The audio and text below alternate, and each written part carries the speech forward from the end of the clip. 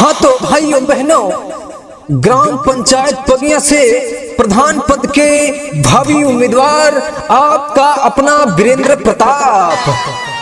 प्रताप उर्फ अजीत मौर्य, जिनका चुनाव निशान कैरम बोर्ड पर मुहर लगाकर भारी से भारी मतों से विजयी बनाए और अपने ग्राम सभा पगिया में विकास की गंगा बहाए।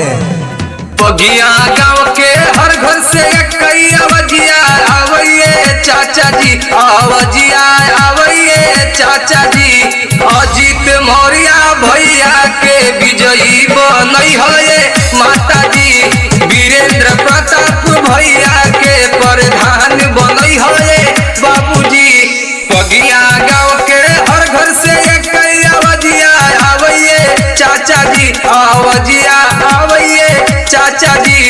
अजीत मौर्य भैया के प्रधान बनई है चाचा जी, वीरेंद्र प्रताप भैया के प्रधान बनई है चाचा जी।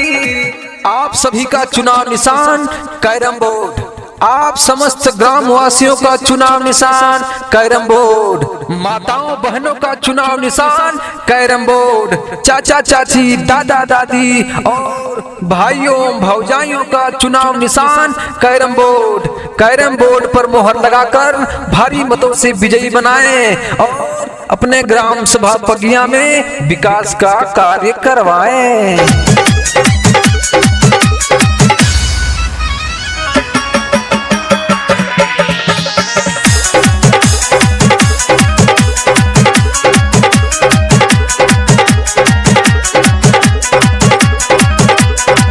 धरती के बेटा हुए सब कर चहेता हुए, सुख दुख में साथी हुए ओइसन नेता हुए, ओइसन नेता हुए। धरती के बेटा हुए सब कर चहेता हुए, सुख दुख में साथी हुए ओइसन नेता हुए। अब की बार गरीबन के नैया पारी होइए चाचा जी, अरे पारी होइए चाचा जी। यह बार अजीत मौर्य के प्रधान बना दिए चाचा जी, वीरेंद्र प्रताप भैया के प्रधान बना दिए चाचा जी। अजीत भैया जिंदाबाद, अजीत भैया जिंदाबाद। क्यों पड़े हो चक्कर में, कोई नहीं है टक्कर में। क्यों पड़े हो चक्कर में, कोई नहीं है टक्कर में। सुनो ये चाचा चाची भूल जानी जाई हा, 5 साल खातिर ना तो फिर पछताई हा, फिर पछताई हा। सुनो ये भैया बहिनी भूली मत जाई हा, 5 साल खातिर ना तो फिर पछताई हा। गाँव के कोना कोना अब की सजावे के बाटे ये चाचा जी, सजावे के बाटे ये चाचा जी। वीरेंद्र प्रताप भैया के जितावे के बाटे ये चाचा जी, अजीत मौर्य भैया के प्रधान बनई है चाचा जी।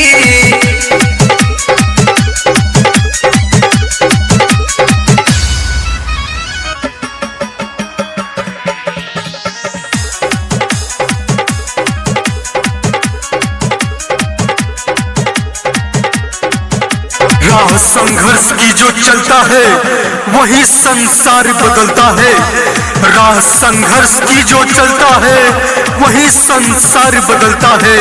जिसने रातों से जंग जीती है सूर्य बनकर वही निकलता है। बदलता है वक्त, तुमको बदलना होगा, भ्रष्टाचार के कांटों को कुचलना होगा।